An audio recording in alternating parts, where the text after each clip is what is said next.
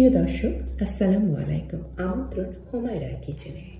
আজ নিয়ে এসেছি তেলে ভাজাভাজি বা বেকিংয়ের ঝামেলা ছাড়াই চুলায় প্যান বা তাওয়ায় শেখা নরম তুলতুলে ফুলকো রুটির রেসিপি। ঘরে থাকা মাত্র কয়েকটা খুব সিম্পল উপকরণ দিয়েই তৈরি করে ফেলতে পারবেন খুব সহজে এই রুটি। তাহলে আসুন শুরু করি।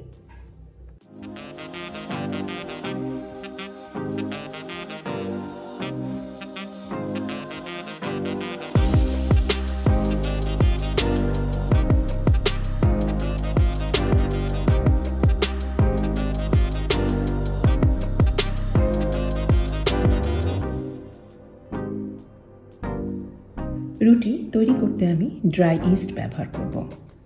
রান্নার শুরুতে ড্রাই ইস্ট আমি অ্যাক্টিভেট করে নেই। আমি একটা বাটিতে নিয়েছি 100 মিলিলিটার কুসুম কুসুম গরম দুধ। কাপের মাপে এখানে আধা কাপ পরিমাণ দুধ আছে। মিশিয়ে দিলাম এতে 50 মিলিলিটার কুসুম গরম পানি। কাপের মাপে এখানে 4-এর 1 কাপ পরিমাণ পানি আছে। আমি দুধ আর পানির মিশ্রণ ব্যবহার করছি। আপনার ইচ্ছা করলে শুধুমাত্র পানি দিয়ে অথবা শুধুমাত্র দুধ দিয়েও কিন্তু এই রুটির ডোটা তৈরি করতে পারেন।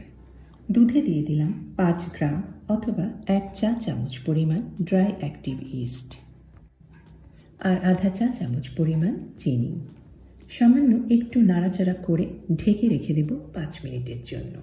5 মিনিটের মধ্যে ইস্ট অ্যাক্টিভেট হয়ে গেছে।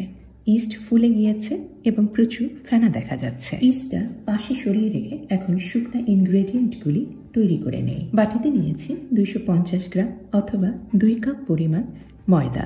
বেকিংয়ের জন্য যে কাপগুলি ব্যবহার করা হয় আমি সেই কাপগুলি কিন্তু ব্যবহার করছি ইনগ্রেডিয়েন্টগুলি পরিমাপ করার জন্য।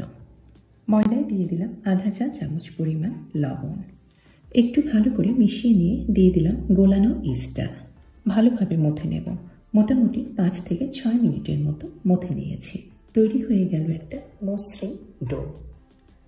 ডো এখন রেখে দিতে হবে রুম টেম্পারেচারে রেস্টে 15 মিনিটের জন্য। পরিষ্কার একটা প্লাস্টিক দিয়ে বাটিটা ঢেকে দিলাম। ফিরে আসছি 15 মিনিট পরে।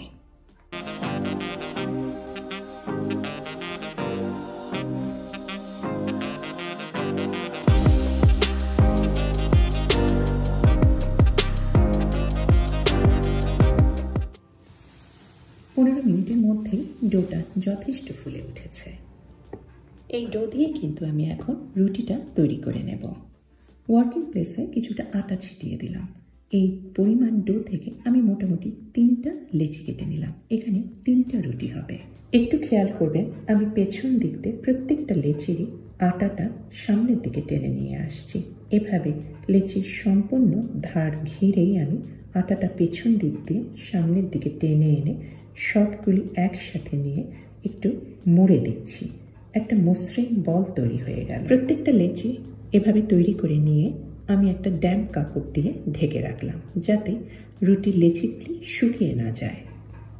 ওয়ার্ক প্লেসে হালকা শুকনো আটার উপরে লেচিগুলি বেলে নিচ্ছি।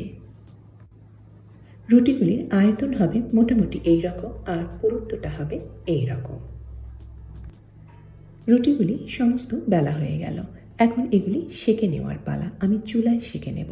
তবে চুলায় সেঁকে নেওয়ার আগে আমি রুটির ওপরে দেব কিছু সেসাম বা তেল।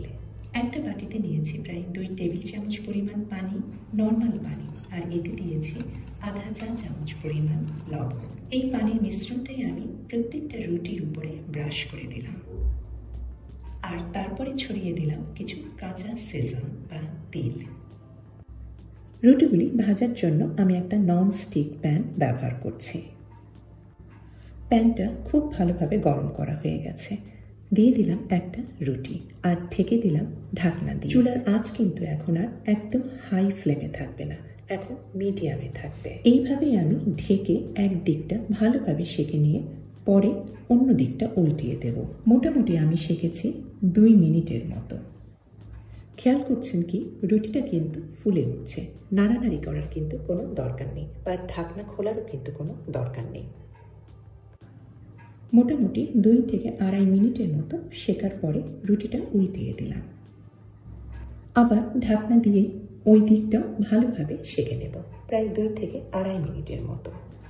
তৈরি হয়ে গেল খুব সহজেই তেলে ভাজাভাজি বা বেকিংয়ের ঝামেলা ছাড়াই ফোলানো ফাঁপানো নরম রুটি। সুন্দর নরম ফোলানো ফাঁপানো রুটিটা সার্ভ করছি একটা সুন্দর প্লেটে।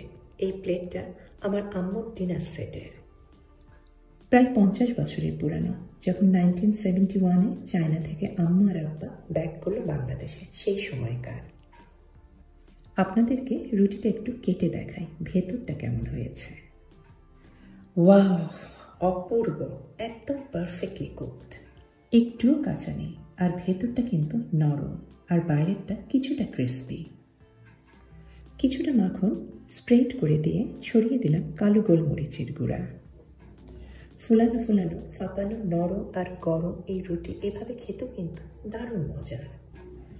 কিছু ভেজে রেখেছি চিংড়ির কাটলেট। অন্য রুটিটা একটু কেটে পকেটের ভেতরে ঢুকিয়ে দিলাম একটা চিংড়ির কাটলেট।